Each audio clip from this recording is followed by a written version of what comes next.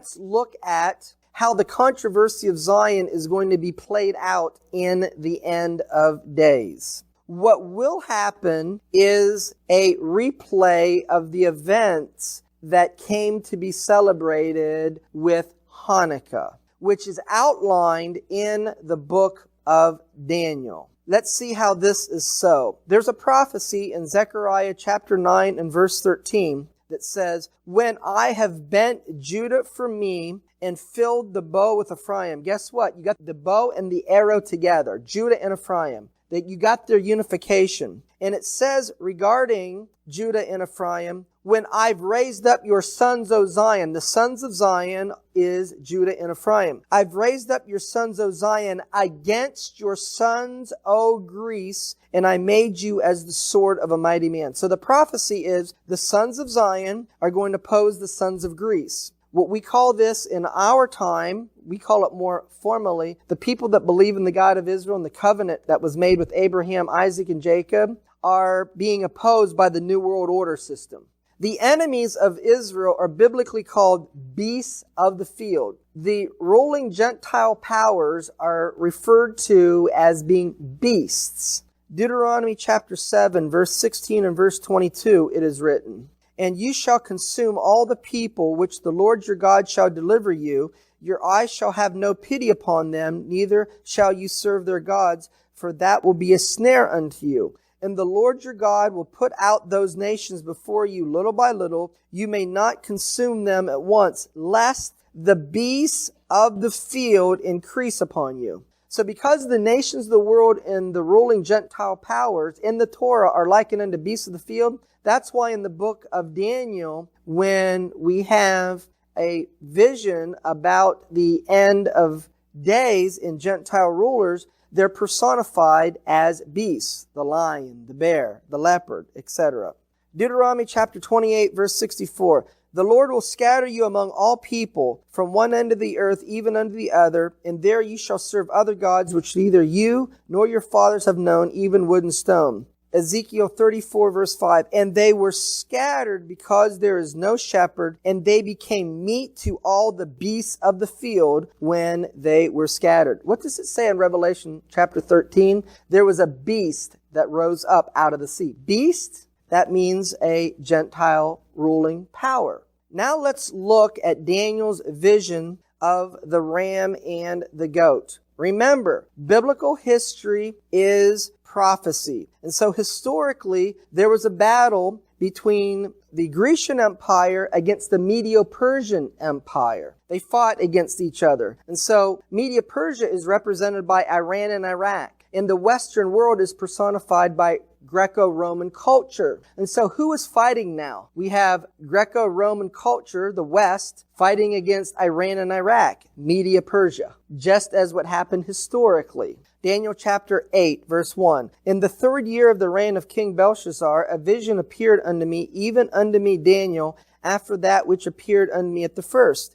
And I heard a man's voice between the banks of Ulai, which called and said, Gabriel, make this man to understand the vision. And he said, Behold, I will make you know what shall be in the last end of the indignation, for at the time appointed the end shall be." The ram is Media-Persia. "Then I lifted up my eyes and saw, and behold, there stood before the river a ram, which had 2 horns, and 2 horns were high, but one was higher than the other, and the higher came up last. I saw the ram pushing westward and northward and southward, so that no beasts or other Gentile rulers might stand before him, neither was there any that could deliver out of his hand, but he did according to his will and became great. The ram which you saw having 2 horns are the kings of Media and Persia." What I'm doing right now for you is I'm presenting to you what historically happened, so that you will understand what prophetically is to happen to come. Because what historically happened is what will happen in the end of days.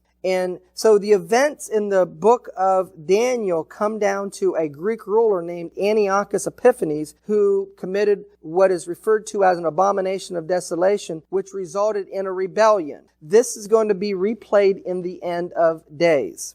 Here we see a map of the reign of the Persian Empire in the areas that they had control of at the height of their power. Following the Media-Persian Empire, the Grecian Empire came into ruling and reigning. And the goat in Daniel chapter 8 is Greece. And I was considering, behold, a he-goat came from the west on the face of the whole earth and touched not the ground, and the goat had a notable horn between his eyes. And the rough goat is the king of Grecia, and a great horn that is between his eyes is the first king. And so ultimately this is the rise of the Grecian Empire, and the Grecian Empire ruled and reigned and dominated through Alexander the Great. The notable horn of the Grecian Empire in Daniel 8:5 refers to Alexander the Great. Alexander lived from 365 BC to 323 BC. As a young boy, Alexander studied the writers of the Greek philosopher Aristotle. At age 20, Alexander became the king of the Greek state Macedonia. Later, he went to war and conquered the Persian Empire. Alexander, I want you to catch this,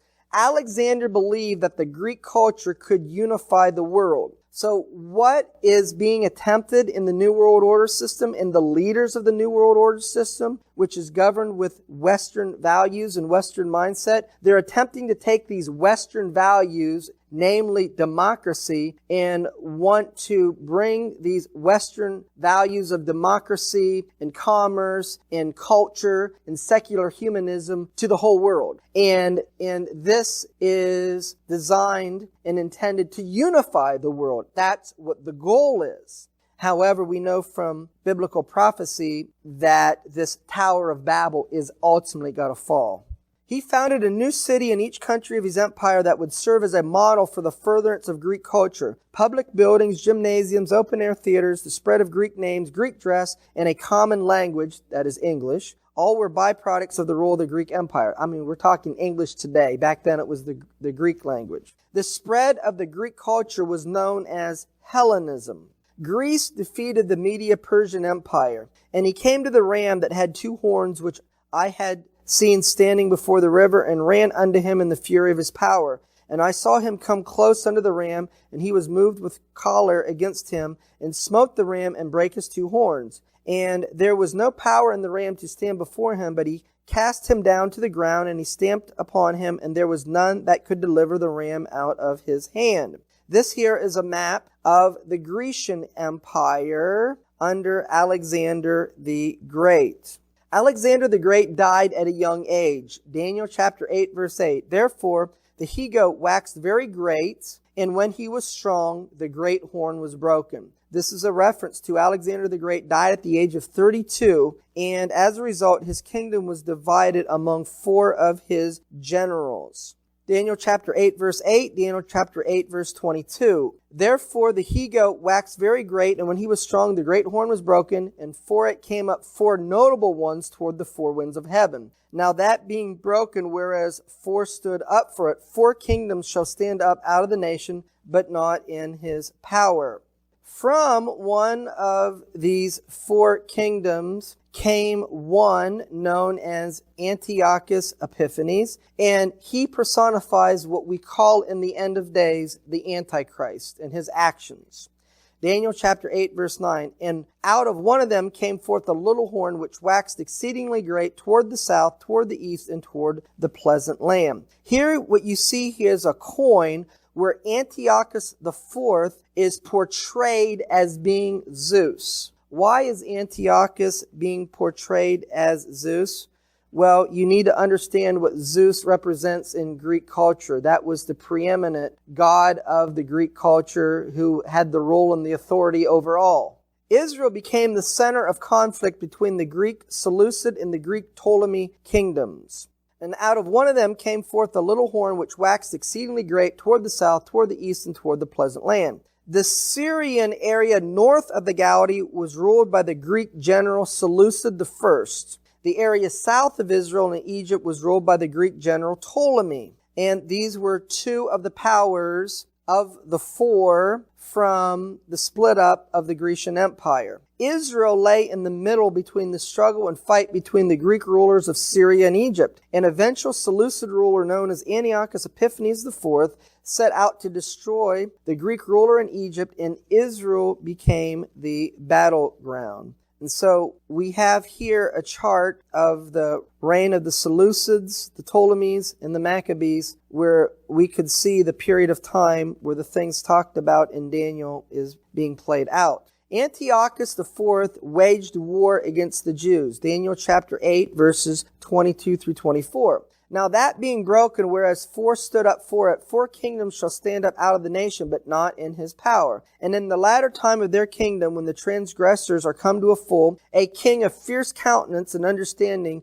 dark sentences shall stand up. And his power shall be mighty, but not by his own power. And he shall destroy wonderfully, and shall prosper in practice, and shall destroy the mighty and the holy people. And so some of the background of what happened at this time and the decrees of Antiochus are spelled out in the book of Maccabees, which is an extra biblical book, but it is valid for historical reasons. And so we're going to look at the historical things that are specified in the book of First Maccabees. We are not saying that First Maccabees should be regarded as scripture because obviously it's not in our Bible. So let's look at First Maccabees in chapter 1, verse 10, verses 20 and 21. And there came out of them a wicked root, Antiochus named Epiphanes, son of Antiochus the king, who had been an hostage at Rome, and he reigned in the 137th year of the kingdom of the Greeks.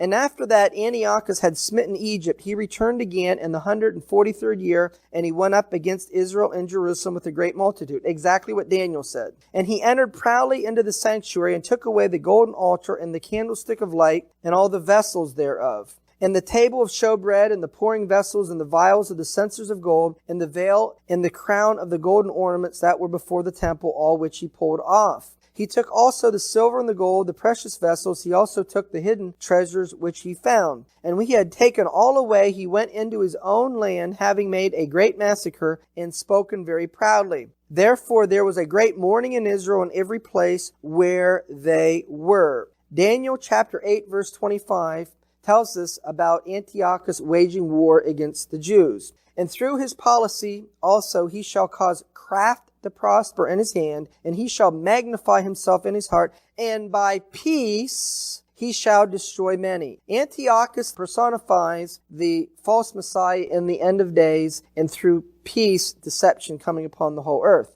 He will stand up against the prince of princes, but he shall be broken without hand. It is recorded in First Maccabees how Antiochus deceived through peace, as was mentioned in the book of Daniel. First Maccabees chapter 1, verses 29 through 31, it is written, And after 2 years fully expired, the king sent his chief collector of tribute over the cities of Judah, who came unto Jerusalem with a great multitude. And he spake peaceable words unto them, but all was deceit. For when they had given him credence, he fell suddenly upon the city, and smote it very sore, and destroyed much people of Israel. And when he had taken the spoils of the city, he set it on fire, and pulled down the houses and walls thereof on every side. In Daniel chapter 8, verses 11 and 12, we're told that Antiochus IV stopped the daily sacrifice in the temple. Yea, he magnified himself even to the prince of the host, and by him the daily sacrifice was taken away, and the place of the sanctuary was cast down. And a host was given him against the daily sacrifice by reason of transgression, and it cast down the truth to the ground, and it practiced and prospered. Antiochus IV stopped the daily sacrifice and set up the abomination of desolation, as is mentioned in 1 Maccabees chapter 1, verse 54, 56, and 59. Now the 50th day of the month of Kislev, in the 145th year, they set up the abomination of desolation upon the altar, and built an idol, altars throughout the cities of Judah on every side. And when they had rent in pieces the books of the law which they found, they burnt them with fire. Now the 25th day of the month they did sacrifice upon the idol altar, which was upon the altar of God. The 25th day of Kislev has become to be the day of the Hanukkah celebration, because that's when things were dedicated back in the temple to the God of Israel after a war with Antiochus. Antiochus set up the abomination of desolation, as we're told in Daniel 11, verse 31. And arms shall stand on his part, and they shall pollute the sanctuary of strength, and shall take away the daily sacrifice, and they shall place the abomination that makes desolate. Here we have Antiochus IV erecting an altar of the god Zeus, the preeminent Greek god, in the temple in Jerusalem, and he sacrificed a pig upon it. Why a pig? Because this represents the essence of uncleanness as far as the Torah is concerned. Now, Yeshua, when he was asked about, tell us about the things of the end of days in Matthew chapter 24, which is commonly called the Olivet Discourse, he made reference to this historical event in the book of Daniel, which was done by Antiochus Epiphanes. Matthew chapter 24, verse 15. When you therefore shall see the abomination of desolation spoken of by Daniel the prophet stand in the holy place, whoever reads, let him understand, then let them which are in Judea flee into the mountains. Now, Yeshua is talking about something in the future. He's talking about abomination of desolation, which is mentioned historically in the book of Daniel.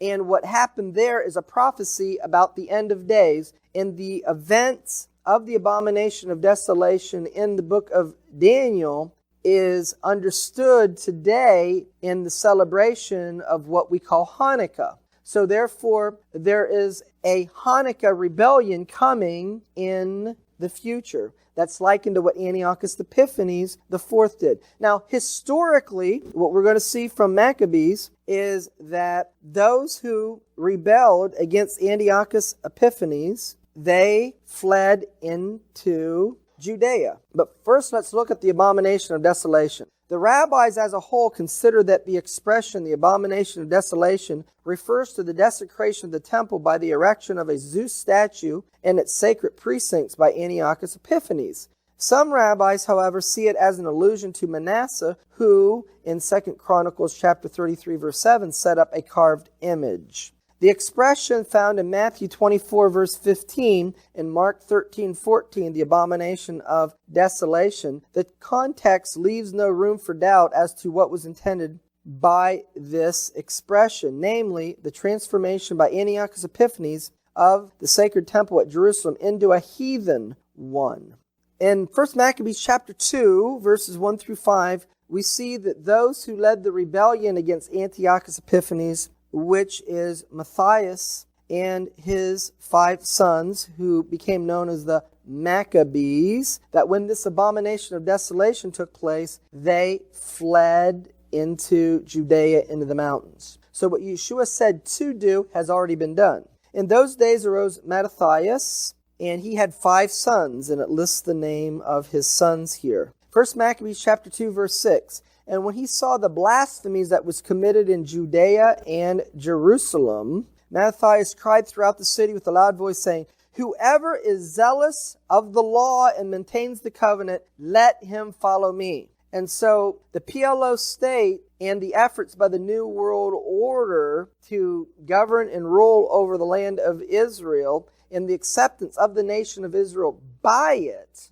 will be regarded as an abomination, that those who believe in the covenant of Abraham, Isaac, and Jacob will have a choice to make whether they're going to stand for that covenant, just like what happened here. So he and his sons fled into the mountains and left all that they had in the city. So Antiochus Epiphanes made a statue of Zeus. Who or what does Zeus represent in Greek mythology? Zeus is the god who ensued himself control of all the gods of mythology. He was originally nothing more than a god who was just a bit more formidable than the others. His glorification as the God of gods came only after centuries of history, myth, and various traditions. Later in the development and the hierarchy among the gods, at the top of all the Greek gods was Zeus. Zeus appears as the image of appeasement, order, wisdom, and justice. That is the mindset of the New World Order, is to bring about appeasement, order, wisdom, and justice. Indeed, The rules that Zeus formulated for the gods in the heavens were also established in earthly societies. Henceforth, the kings governed the cities and the peoples. Everyone was answerable to Zeus. Everyone is answerable to the New World Order. That's what their golden intent is. And the eagle represented Zeus. What's one of the symbols of the United States? The eagle. In Greek mythology, Zeus was married to Europa. It's from the Greek goddess Europa do we have the naming of the area of the world which we call Europe. Europe was named after the Greek goddess Europa. And so in Greek mythology, this marriage was personified with Europa riding upon a bull. And this is the same image that is represented in the book of Revelation. Here we have the European Union being personified as Europa and Zeus. We have here a British stamp of 1984, which is associated with the European Parliament, the second election of the European Parliament, and you see how the stamp has the woman riding upon a bull. This is Europa, Europe, riding upon Zeus, the New World Order system. On the left-hand side, you have a painting of 1563 and a personification of the Tower of Babel. To the right, you have the present European Parliament building in Strasbourg, France. Do you notice that the European Parliament building is built exactly after the picture of the Tower of Babel of 1563? So the statement that's being made is clear. The leaders of Europe are seeking to rebuild the Tower of Babel, and they're putting their stamp to it everywhere that you look. They know what they're doing and what they're seeking to achieve. Antiochus IV decreed a new world order under Greek culture. 1 Maccabees chapter 1 verse 10, 1 Maccabees chapter 1 verses 41 and 42. And there came out of them a wicked root, Antiochus surnamed Epiphanes, son of Antiochus the king, who had been a hostage at Rome, and he reigned in the 137th year of the kingdom of the Greeks. Moreover, King Antiochus wrote to his whole kingdom that all should be one people. What's the goal of the New World Order? Is to have one world under the authority of the United Nations. And everyone should leave his laws, not follow Judaism, not follow Christianity, but you pledge your allegiance to the New World Order. So all the heathen agreed according to the commandment of the king. Many people in the earth will submit to the New World Order. Antiochus IV decreed the outlawing of following Torah. 1 Maccabees chapter 1 verses 44 and 45, verses 47 and 49, it is written, For the king had sent letters by messengers unto Jerusalem and the cities of Judea that they should follow the strange laws of the land. That is Greek culture, Greek ways. And he forbid burnt offerings and sacrifice and drink offerings in the temple, and that they should profane the Sabbaths and festival days, and sacrifice swine's flesh and unclean beasts, to the end that they may forget the law and change all the ordinances. Continuing on in 1 Maccabees chapter 1, verse 44 and verses 50 and 51, For the king sent letters by messengers unto Jerusalem in the cities of Judah that they should follow the strange laws of the land. And whosoever would not do according to the commandment of the king, he should die. This is pretty similar to what we find in the book of Daniel, where Daniel stood against the decree that everyone worship the Babylonian system. In the selfsame manner wrote he to the whole kingdom and appointed overseers over all the people, commanding the cities of Judah to sacrifice city by city. Now, I just read to you from the book of 1 Maccabees what is regarded as the evil decrees of Antiochus IV, who is a personification of the Antichrist in the end of days. And let's look at these evil decrees of Antiochus IV and see what they are. Number 1, the people should not follow Torah. Number 2, the people should not circumcise their children. Number 3, the people should not celebrate the Sabbath. Number 4, the people should not keep the festivals. Number 5, sacrifices should not be made in the temple. Number 6, the people should be free to eat pig. Do you notice these evil decrees? Do you realize that that is the doctrine of New Testament Christianity and what they teach, Paul teaches, and what the New Testament teaches? So these decrees of Antiochus, and he's a personification of the false Messiah, those are the exact beliefs of people who proclaim that Yeshua is the Messiah. They say we shouldn't follow Torah, we shouldn't circumcise our children, we shouldn't keep the Sabbath, we don't keep the festivals, we're not to no more have sacrifices in the temple, and we can eat anything we want. We can eat pig. So we have doctrinally in Christianity today the acceptance of this as what a Christian does in following Yeshua the Messiah. How did this happen? Do you see the seriousness of this? Anti-Torah is the spirit of Antichrist. 2 Thessalonians chapter 2, verses 3 and 4. Let no man deceive you by any means, for that day shall not come except there come a falling away first, and that the man of sin be revealed, the son of perdition, who opposes and exalts himself above that is called God, or that is worshipped, so that he as God sits in the temple of God, showing himself that he is God. Historically, this is what Antiochus Epiphanes did.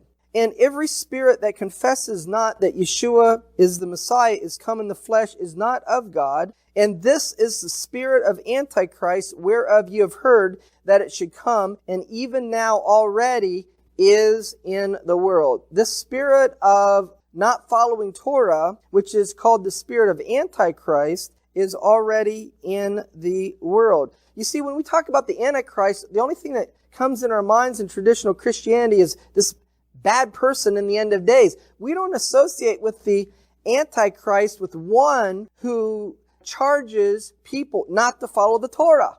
But that's literally what it means. One who is lawless. One who says we don't follow Torah. And the truth of the matter is that spirit is in traditional Christianity because we paint it with Paul, it's accepted. Where historically it was proclaimed by Antiochus IV, and historically those decrees caused a rebellion. And so let's look at this once more because it's so significant. In 1 Maccabees chapter 1 verse 41, moreover, King Antiochus wrote to his whole kingdom that all should be one people, that everyone should leave his laws, to the end that they might forget the law and change all the ordinances. For the king had sent letters by messengers unto Jerusalem and cities of Judea, that they should follow the strange laws of the land, that they should also leave their children uncircumcised. For the king had sent letters by messengers unto Jerusalem and the cities of Judea, that they should follow the strange laws of the land, and forbid that they should profane the Sabbaths and festival days, and that they would forbid burnt offerings and sacrifice and drink offerings in the temple. And they sacrificed swine's flesh and unclean beasts. The ancient Jews accepted this Greek Hellenism imposed upon them. 1 Maccabees chapter 1, verses 10 through 12. And there came out of them a wicked root, Antiochus, surnamed Epiphanes, son of Antiochus the king, who had been a hostage at Rome, and he reigned in the 137th year of the kingdom of the Greeks. In those days went there out of Israel wicked men, who persuaded many, saying, Let us go and make a covenant with the heathen that are round about us, for since we departed from them, we have had much sorrow. So this device pleased them well. Then certain of the people were so forward herein that they went to the king, who gave them license to do after the ordinances of the heathen. Whereupon they built a place of exercise at Jerusalem according to the customs of the heathen. You know what that is? Sports. And made themselves uncircumcised, and forsook the holy covenant, and joined themselves to the heathen, and were sold to do mischief. Moreover, King Antiochus wrote to the whole kingdom that all should be one people, and every one should leave his laws. So all the heathen agreed according to the commandment of the king. Yea, many also of the Israelites consented to his religion, and sacrificed and profaned the Sabbath. Let's look at the history of the term democracy. It comes from the Grecian Empire.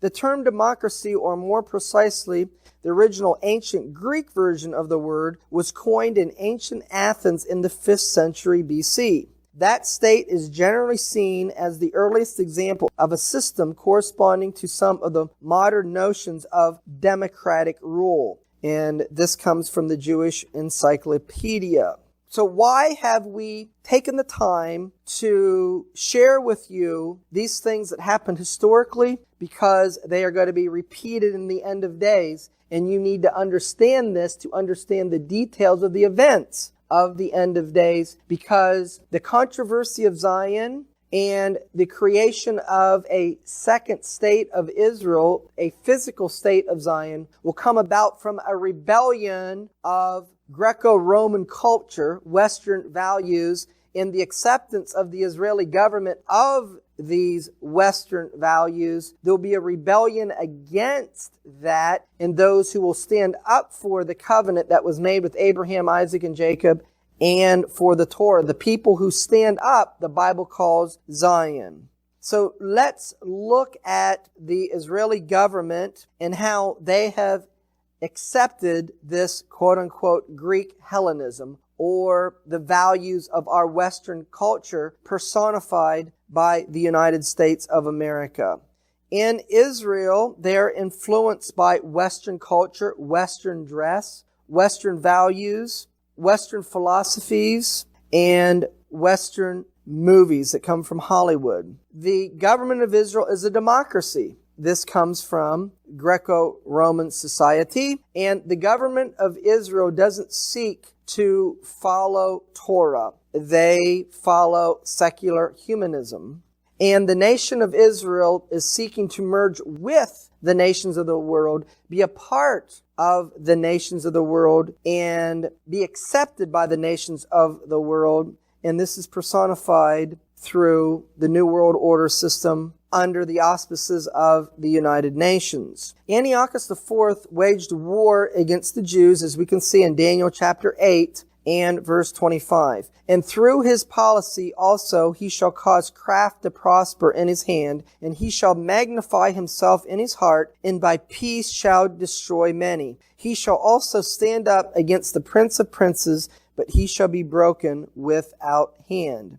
So Antiochus IV deceived through peace. That's a prophecy, that the deception that comes upon Israel in the end of days will be through peace. And so Israel is being pressured to accept a PLO state in the name of peace and appeasement of the nations. 1 Maccabees chapter 1, verses 29 through 31. And after 2 years fully expired, the king sent his chief collector of tribute unto the cities of Judea, who came unto Jerusalem with a great multitude. And he spake peaceable words unto them, but all was deceit. For when they had given him credence, he fell suddenly upon the city, and smote it very sore, and destroyed much people of Israel. And when he had taken the spoils of the city, he set it on fire, and pulled down the houses and walls thereof on every side.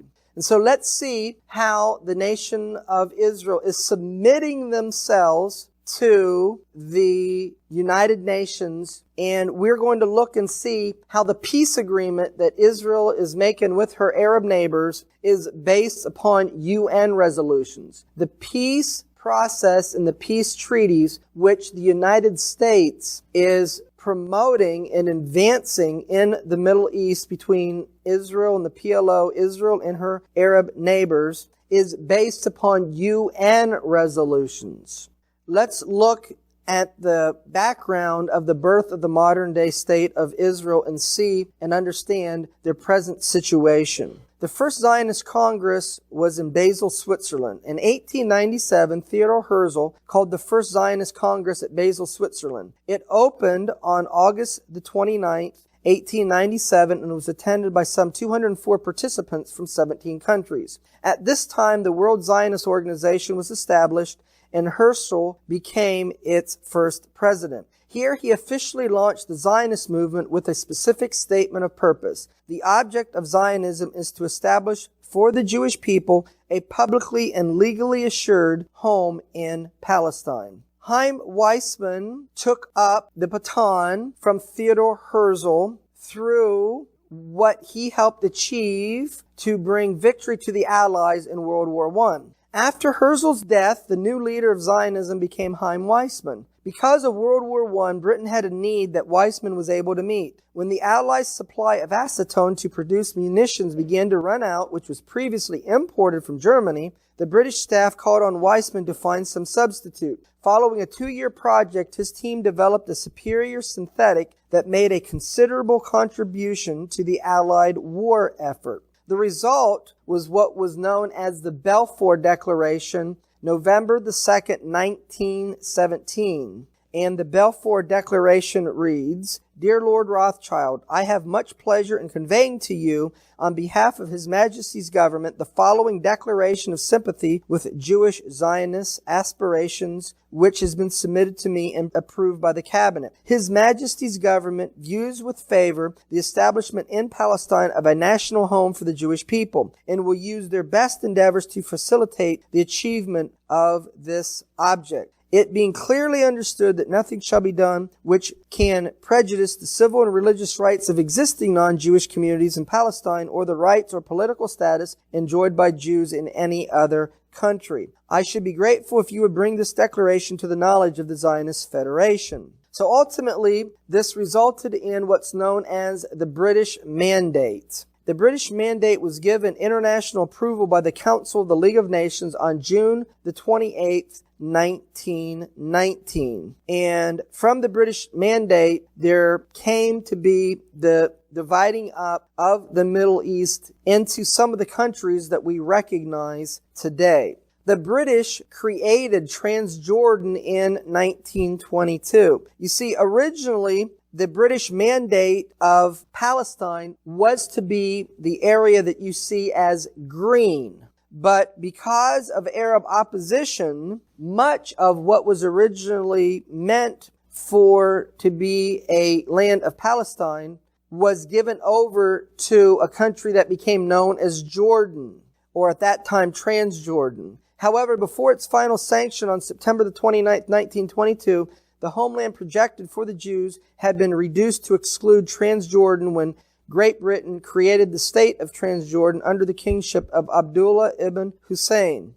In order to satisfy the Arabs, land was given for peace. And ultimately, through the struggles that was a part of World War II, following World War II, there came to be what is known as the United Nations Partition Plan of 1947, or the plan that the United Nations had for the land of Palestine or Israel. The General Assembly of the United Nations voted on November the 29th, 1947 to support partitioning of the land of Palestine or Israel. The vote was 33 to 13, mainly the Western Bloc against the Muslims and Asian blocs. 11 nations abstained, including Britain. It was to be implemented at the termination of the British Mandate, or the British control of the area, which was May the 14th, 1948. However, the Arabs said, "Why do we need to share this land with the Jews? It should all be ours." So the Arabs rejected the partitioning of the area into a Jewish state, an Arab state with Jerusalem as an international city, and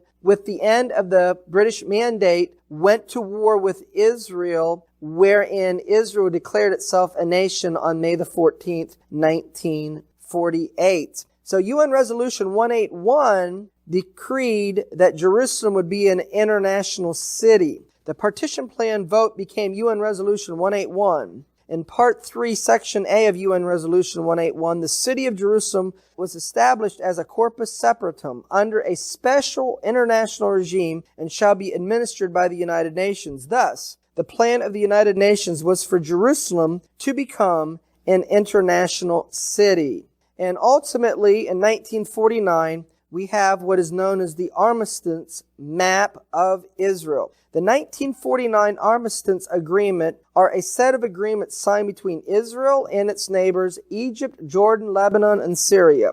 On February the 24th, 1949, Egypt was given the Gaza Strip, is what you see in yellow. On April the 3rd, 1949, Jordan maintained the West Bank, known as the Green Line, in East Jerusalem, which you see in green. Now, the irony of ironies is the peace that is being negotiated which the quartet, that is the United States, the United Nations, Europe, and Russia, wants to ultimately see is this 1949 map.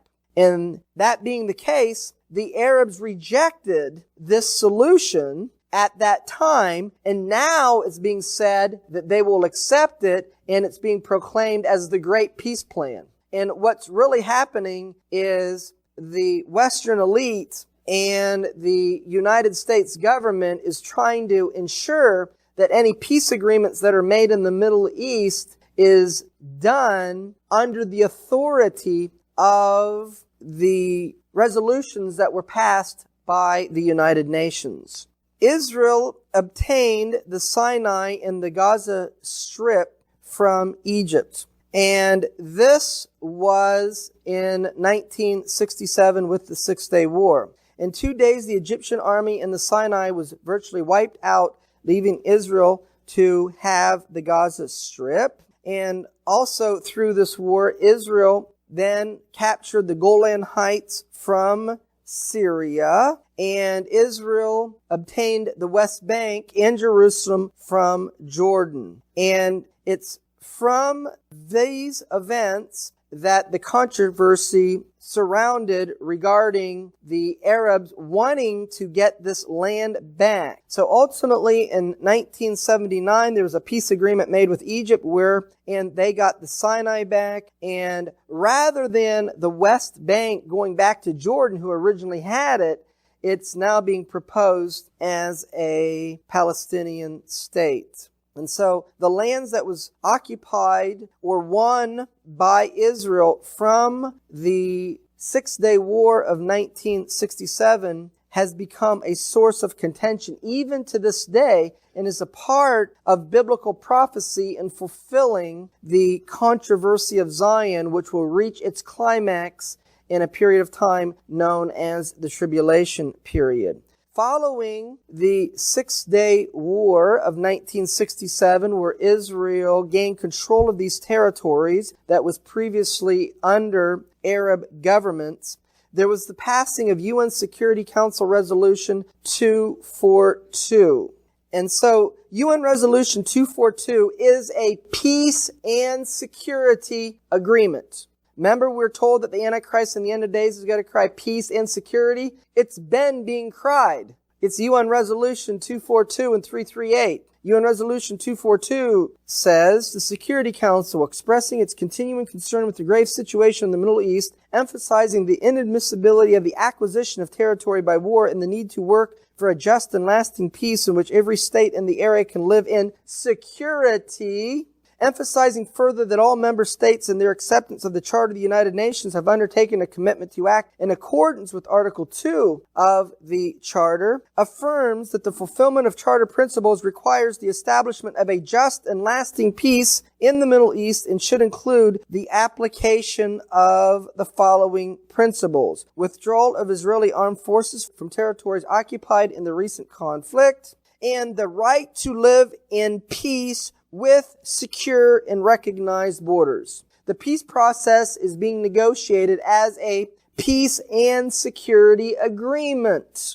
Following the 1973 Yom Kippur was the passing of UN Resolution 338. And 338 affirmed UN Resolution 242 because it calls upon all parties concerned to start immediately after the ceasefire the implementation of Security Council 242 in all of its parts. Ultimately, there was a peace treaty that was made between Israel and Egypt, March the 26th, 1979. And what I'm going to be showing you in these documents is the peace agreements that Israel has negotiated and is negotiating with her Arab neighbors is all based upon UN Resolutions 242 and 338, peace and security. And so therefore, when they agree to peace with her Arab neighbors, when Israel agrees to a PLO state because it's based upon UN resolutions, the creation of that PLO state then is world law.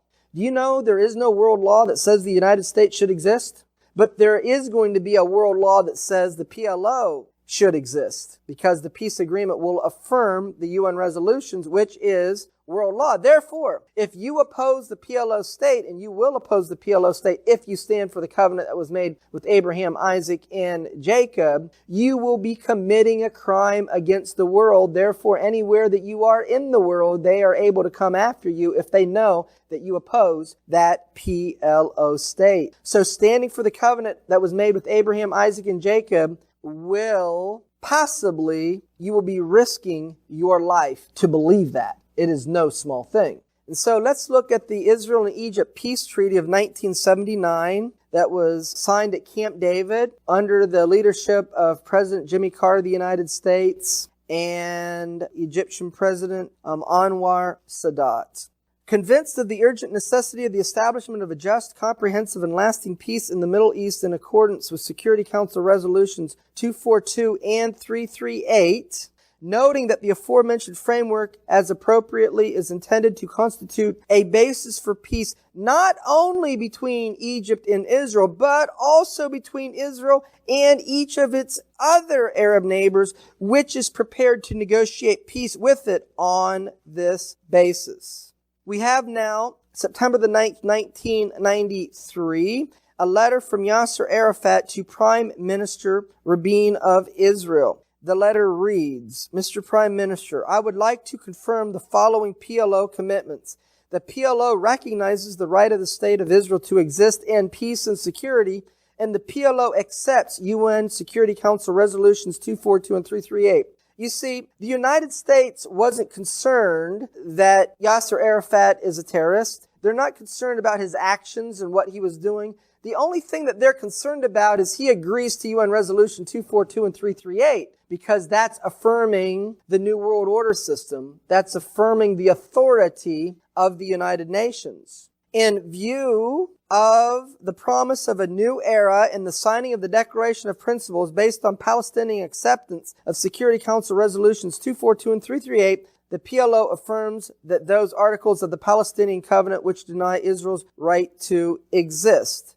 You see, is the United States going to be concerned about whether Yasser Arafat actually changed the Palestinian covenant and says that Israel has a right to exist? No. All they care about is there's a piece of paper signed that says you will abide by UN Resolution 242 and 338, because they're looking after the interests of the New World Order and promoting the power of the United Nations. So there was a letter that was returned from Prime Minister Rabin to Yasser Arafat, also dated September the 9th, 1993, which says, in response to your letter, September the 9th, 1993, I wish to confirm to you that in light of the PLO commitment included in your letter, the government of Israel has decided to recognize the PLO as the representative of the Palestinian people and to commence negotiations with the PLO within the Middle East peace process. So this came and resulted in a Declaration of Principles of Interim Self-Government Arrangements, or are also known as Oslo I,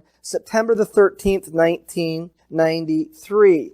And so it goes on to say that the government of the State of Israel and the PLO team representing the Palestinian people agree, and the two sides agree to the following principles: that the aim of the negotiations within the current Middle East peace process is, among other things, to establish a Palestinian interim self-government authority leading to a permanent settlement based on Security Council Resolutions 242 and 338. It is understood that the interim arrangements are an integral part of the whole peace process, and that the negotiations on a permanent status will lead to the implementation of Security Council Resolutions 242 and 338. It's understood that it will lead to the implementation of those Security Council resolutions. And so ultimately, Israel making this peace, they are in essence granting a PLO state in return to the 67 borders. But politically, it's been hard to do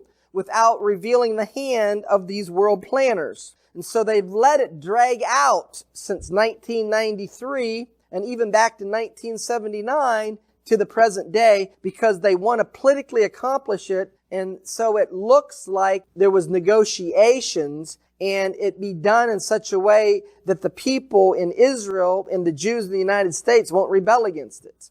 That's why they haven't twisted the arms of Israel in an overt way and forced them to abide by these UN resolutions. But that day is at hand where the nations of the world is going to tell Israel, now you are going to create that PLO state. You are going to return to the 67 borders in accordance to UN resolutions 242 and 338, which you've already signed and said that you would. Now do it.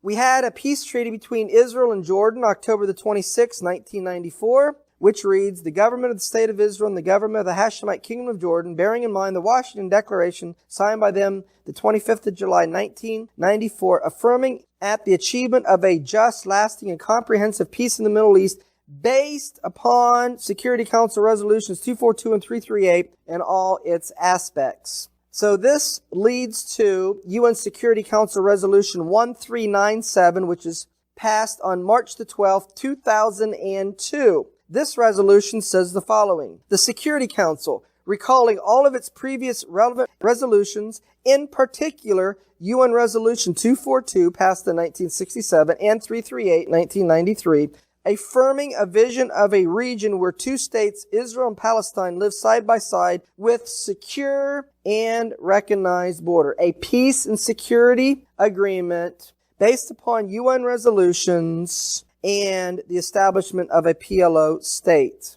Let's look at the Saudi Peace Initiative of March the 28th, 2002.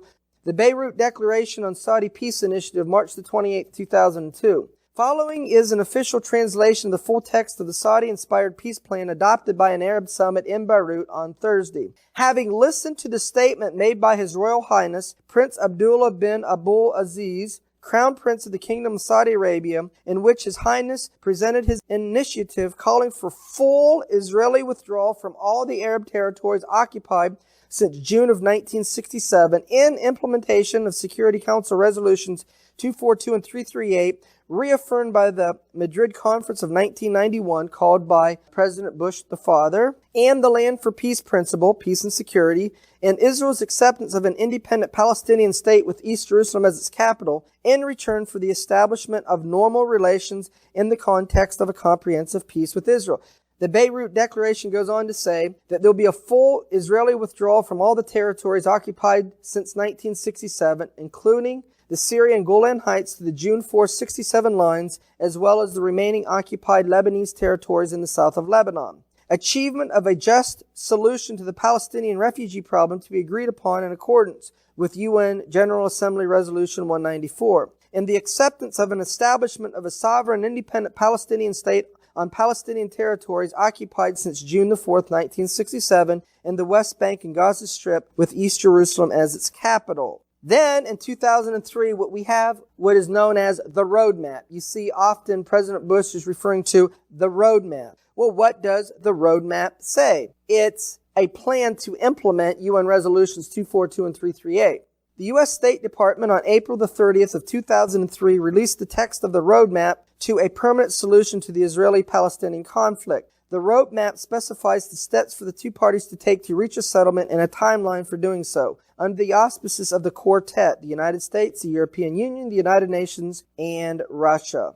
So I would like to highlight a couple things for you, which includes the following is a performance-based and goal-driven roadmap with clear phases, timelines, target dates, and benchmarks aiming at progress through the reciprocal steps by the two parties in the political, security, economic, humanitarian, and institution-building fields under the auspices of the Quartet. That is the United States, the European Union, United Nations, and Russia. The destination is a final and comprehensive settlement of the Israeli-Palestinian conflict by 2005. They didn't meet the date, as presented in President Bush's speech of the 24th of June. The two-state solution to the Israeli-Palestinian conflict will only be achieved through an end to violence and terrorism when the Palestinian people have leadership actively, decisively against terror and willing and able to build a practicing democracy based upon tolerance and liberty, and through Israel's readiness to do what is necessary for a democratic Palestinian state to be established, and a clear and unambiguous acceptance by both parties of the goal of a negotiated settlement as described below.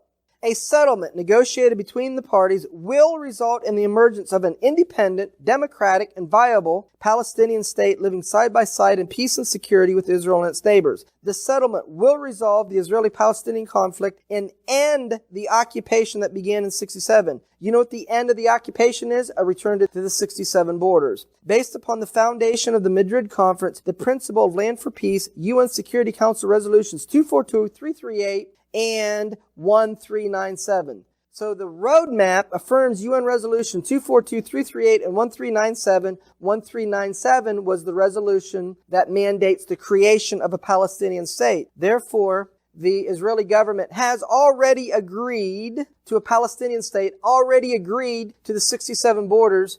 They just have a dilemma in how they're going to uproot all the Jews who are living in the West Bank and East Jerusalem from their homes and politically be able to do it. That's the hard part. But they've already agreed to a Palestinian state based upon the 67 borders. Now, I would like to read to you an article written by Zbigniew Brzezinski, who was under the Carter administration. And the reason why I'm reading this to you is because he states what he says has been the policy of the United States since 1967 regarding how the United States government, both Democrat and Republican, view the conflict in the Middle East. And what he is going to say, and what I'm going to show and read to you, is that it's been the position of the United States government that the solution in the Middle East would always be two states, Jerusalem being an international city,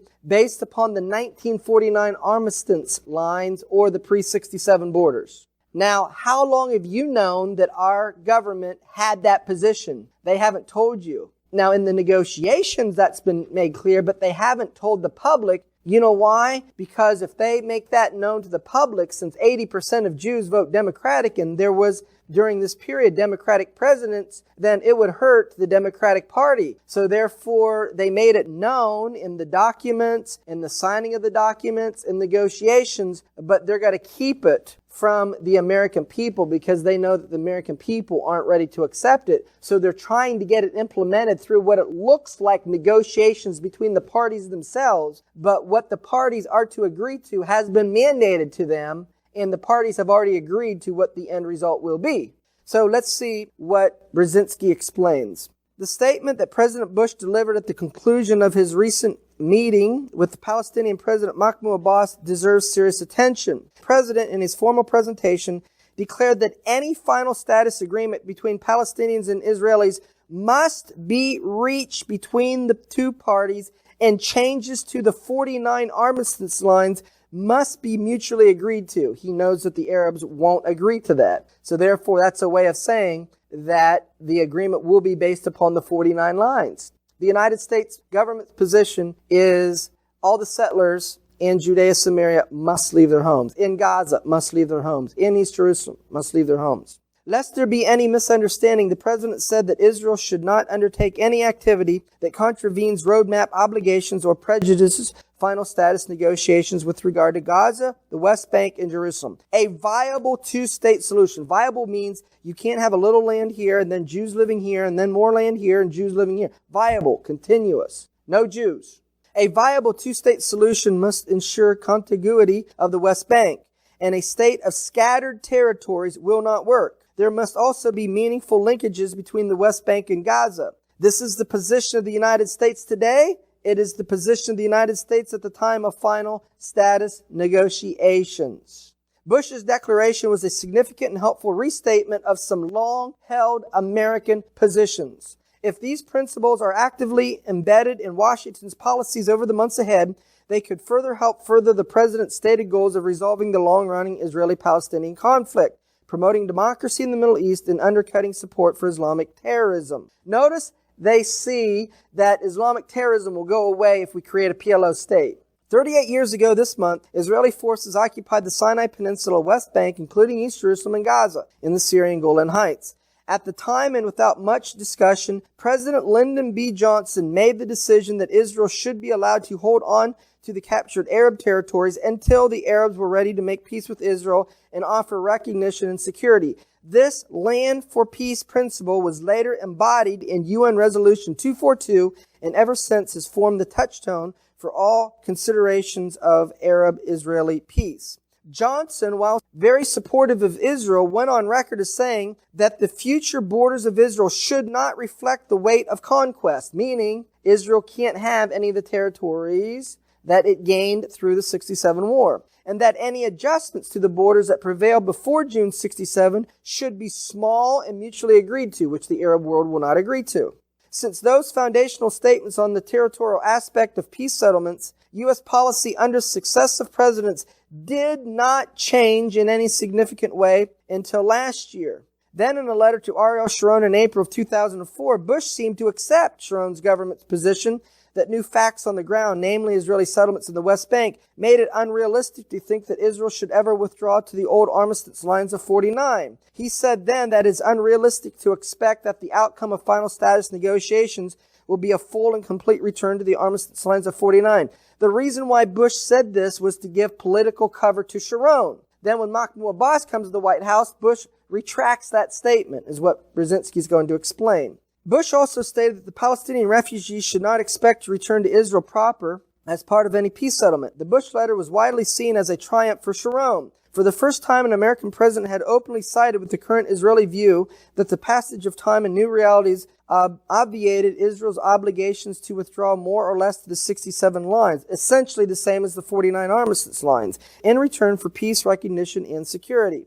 The president's recent elaboration of U.S. policy is essentially a reaffirmation of the traditional American view that the 1949 armistice lines should be the starting point for any discussion of border changes and that changes in them cannot be one-sided.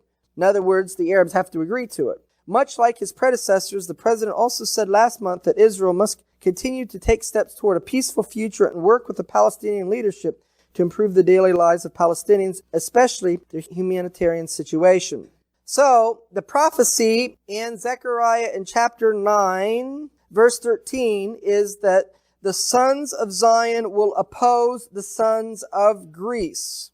And this rebellion takes us back to the historical events that happened in the book of Daniel. And we're going to have a replay of these events because the present Israeli government is seeking to be like the nations of the world. They are agreeing to the UN resolutions rather than standing for the covenant that was made with Abraham, Isaac, and Jacob. Just like the Jews in those times embraced Greek Hellenism, but the Maccabees said, whoever's for the covenant, then let them stand with us and with the God of Israel. So prophetically, there's going to be from this PLO state and from the nation of Israel seeking to be like the nations of the world, making agreements according to the world institutions, it will result in a Zionist rebellion. And this Zionist rebellion will be biblical Zionists, that is Ephraim and Judah, standing for Torah, biblical Zionists standing for the land of Israel. It will ultimately result in the God of Israel fighting with Zion against the nations of the world. It will result in the end of the exile of the house of Jacob. The miracles that the God of Israel will perform for Zion will surpass the miracles that was done to Egypt in the historical Egyptian redemption. And it will result in the coming of King Messiah and the Messianic era. Let me read to you a couple of scriptures that tell us that the future in gathering will exceed that which happened in historical Egypt. In Micah chapter 7 and verses 14 and 15, it says, "Feed your people with the rod, the flock of your heritage, which dwell solitarily in the wood in the midst of Carmel. Let them feed in Bashan and Gilead as in the days of old." Let them live in Bashan and Gilead as they did in the days of old. According to the days of your coming out of the land of Egypt, according to those days, will I, future, show unto him marvelous things. How will it happen? According to those days, will I. And then we're told in Hosea in chapter 2 and verses 14 and 15, "Therefore, behold, I will allure her and bring her into the wilderness and speak comfortably unto her. And I will give her her vineyards from there and the valley of Achor for a door of hope." You know what Achor in Hebrew means? Trouble or troubling. So this says the valley of trouble. What comes to your mind? Valley of trouble. Jacob's trouble. The valley of trouble is a door of hope. You know, I was never taught in traditional Christianity that the tribulation is my door of hope. I want to escape the tribulation is what I was taught. But we're being told here that the valley of trouble is a door of hope. Why? Because she will sing there, as in the days of her youth, as in the day when she came up out of the land of Egypt. She will sing like she did sing. And where is that singing specifically mentioned? Exodus in chapter 15, the Song of Moses. If we go to Exodus in chapter 15, it says this. Exodus chapter 15, verse 1. "Then sang Moses and the children of Israel this song unto the Lord, and spake, saying, I will sing." You know what they sang? I will sing. They sang, I will sing, referring to a future song that's like that one. "I will sing unto the Lord, for he has triumphed gloriously. The horse and the rider he's thrown into the sea." Then it says, verse 6, "Your right hand, O Lord, has become glorious in power. Your right hand has dashed in pieces the enemy." Who's the right hand? Yeshua, Jesus. So he's the one that dashed in pieces the enemy. That's why he's got to fight as he fought in the day of battle. Where do we see this in the New Testament? It's Revelation in chapter 15 and verse 3, which says, "They sing the song of Moses," that's Exodus 15, "and the song of the Lamb." That is the Messiah, saying, "Great and marvelous are your works, Lord God Almighty. Just and true are your ways, thou King of saints." That's quoting from Exodus chapter 15 and verse 11. And so we see that there's a future singing like there was a singing of old. Zion is a nation that is born in one day. Isaiah 66, verse 8 and verse 14. "Who has heard such a thing? Who has seen such things? Shall the earth be made to bring forth in one day, or shall a nation be born at once? For as soon as Zion travailed, she brought forth her children." And when you see this, when you see the travail of Zion, when does Zion travail? During the tribulation. When you see this, when you see the birth of the state of Zion, "Your bones shall flourish like a herb, and the hand of the Lord will be known to his servants, and his indignation toward his enemies." When you see the birth of the state of Zion, you have judgment upon the nations. The hand of the Lord will be known to his servants, his indignation toward his enemies. Indignation toward his enemies, judgment of the nations. His hand will be known upon his servants. He will redeem his people with signs, wonders, and miracles. What do I believe is going to be that physical state of Zion that will be declared? The exact land that will be given over to a PLO state in the mountains of Judea and Samaria, or the mountains of Israel. The redemption of Zion is likened unto laughter. Psalm 126, verses 1 and 2. "When the Lord turned again the captivity of Zion, we were like them that dream." You know what I'm describing to you? The God of Israel bringing people from different countries, from all the nations of the earth, back to the land of Israel in these days? Do you realize that that just sounds like an impossibility? It sounds like a dream. Are you like telling me the truth? When he turned back the captivity, we were like them that dreamed. "Then our mouth was filled with laughter." You know what the word laughter there is? Isaac. Therefore, the birth of Isaac is a prophecy of the birth of Zion. "And our tongue was singing. Then said they among the heathen, the Lord has done great things for them." Zion redeemed is the ingathering of the exiles. Isaiah 35, verses 1 and 2 and verse 10. "The wilderness and the solitary place shall be glad for them, and the desert shall rejoice and blossom as a rose. It shall blossom abundantly and rejoice even with joy and singing. And the ransom of the Lord shall return and come to Zion with songs and everlasting joy upon their heads. They shall obtain joy and gladness, and sorrow and sighing shall flee away." The state of Zion is born during the tribulation. Revelation chapter 12, verse 1 and verse 2 speaks about the birth of the state of Zion. "There appeared a great sign in heaven." The way you say sign in Hebrew is Zion. One of the meanings of Zion, it means a monument. It means a sign. So you could read this, there appeared a great Zion in heaven, a woman clothed with the sun and the moon under her feet, and upon her head a crown of 12 stars. Why 12 stars? It's the 12 tribes of Israel. Why does she have the sun and the moon under her feet? The moon is a reference to Islam. Why the sun? Because modern Christianity traces back to Constantine, and Constantine is where sun worship got incorporated into Christianity. December 25th is the birthday of the sun god in Mithraism. And the worship on Sunday is the day of the sun, Sun Day. And so what we understand to be Christianity today will not be when Messiah comes, because he's going to be teaching the Torah from Jerusalem to all nations in Isaiah chapter 2, verse 3. And she, being with child, cried, travailing in birth and pain to be delivered. So when is this great sign? When is Zion born? During the tribulation, when she's travailing in birth and pain to be delivered. Zion means a sign. Isaiah 66, verse 8. For as soon as Zion travailed, she brought forth her children. Zion is the Strong's number 6726. And it's the same as the Strong's number 6725, which means a sign or a signpost or a monument. Jeremiah chapter 31, verse 15, verse 17, verses 20 and 21. Thus says the Lord, a voice was heard in Ramah, Rachel weeping for her children, refused to be comforted for her children because they were not. There is hope in your end, says the Lord, that your children shall come again to their own border. And here it's referring to Joseph or Ephraim. Is Ephraim my dear son? Set you up waymarks. The word waymarks here is the Strong's number 6725.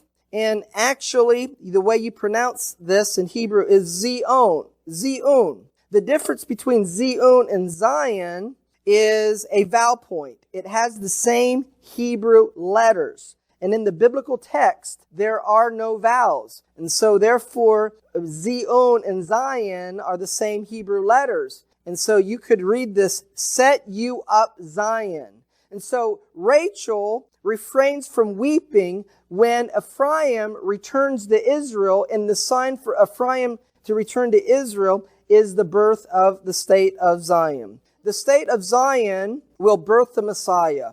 Micah chapter 5, verse 2, But you, Bethlehem Ephratah, though you be little among the thousands of Judah, yet out of you shall he come forth unto me, that is to be ruler in Israel. That's Yeshua the Messiah, whose goings forth has been from old, from everlasting. Therefore he will give them up, meaning he will hide his face from his people. Isaiah chapter 8, verse 17, until the time that she which travails has brought forth. That's the birth of the state of Zion. Messiah will give up, revealing himself in his fullness to his people until the time that she which travails is brought forth. That's the birth of the state of Zion. Then, once the birth of the state of Zion, then the remnant of his brethren shall return to the children of Israel. That is the ingathering of the exiles. So this is the fulfillment of the biblical state of Zion. That is the people of the God of Israel, who stands for the covenant that was made with Abraham, Isaac, and Jacob, and who follow Torah, return to the land of Israel under the authority of the Messiah. Messiah is glorified through the ingathering of the exiles. Isaiah 35, verse 2. They shall see the glory of the Lord. And what is seeing the glory of the Lord associated with? And the ransom of the Lord shall return and come to Zion. The ransom of the Lord returning to Zion is seeing the glory of the Lord. And Yeshua will be glorified when his people are redeemed from exile. Ezekiel chapter 39, which is the chapter on Gog and Magog, Ezekiel 38 and 39. At the end of Ezekiel 39, verse 21 says, I will set my glory among the heathen. What is setting his glory among the heathen? Ezekiel 39, verse 25. Therefore, thus says the Lord God, now will I bring again the captivity of Jacob, and have mercy upon the whole house of Israel. The bringing back the captivity of Jacob is associated with setting his glory upon the heathen. Yeshua the Messiah will return when the exiles of Israel are gathered. Psalm 102, verse 13 and verse 16. You will arise and have mercy upon Zion, for the time to favor her, yea, the set time has come. When the Lord builds up Zion, gathers the exiles of Israel in the birth of the state of Zion, He will appear in His glory. So this is what Yeshua's prayer was in John chapter 17. He prayed for the ingathering of the exiles, that they all may be one. Who would be one? His people, the 12 tribes of Israel. They would be unified.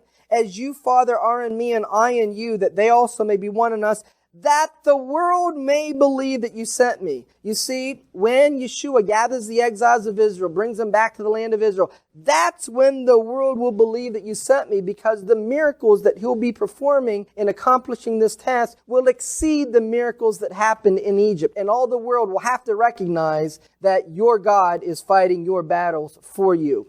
I in them and you in me, that they may be perfect in one, that the world may believe that you sent me and loved them as you have loved me. And the glory which you gave me, I have given them.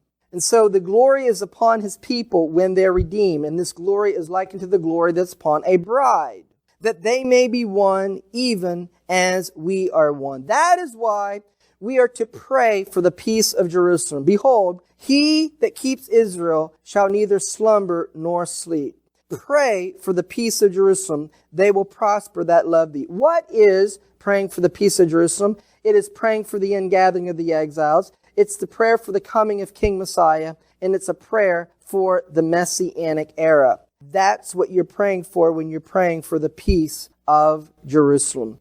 I pray that this message has been a rich blessing to you, and it's helping you to understand the end of days from a Hebraic perspective. That the events that are happening in our world are events that are described by the prophets that are said to happen in tribulation times. And the tribulation is a battle between Jacob and Esau.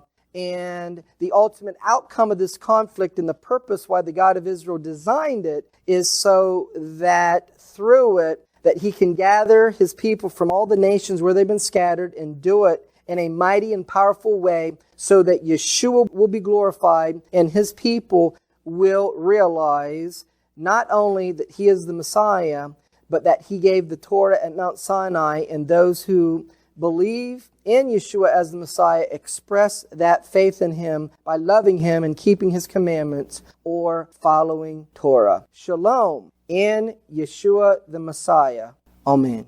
Your word, all the days my meditation. Oh, how I love your Torah, all the days my conversation.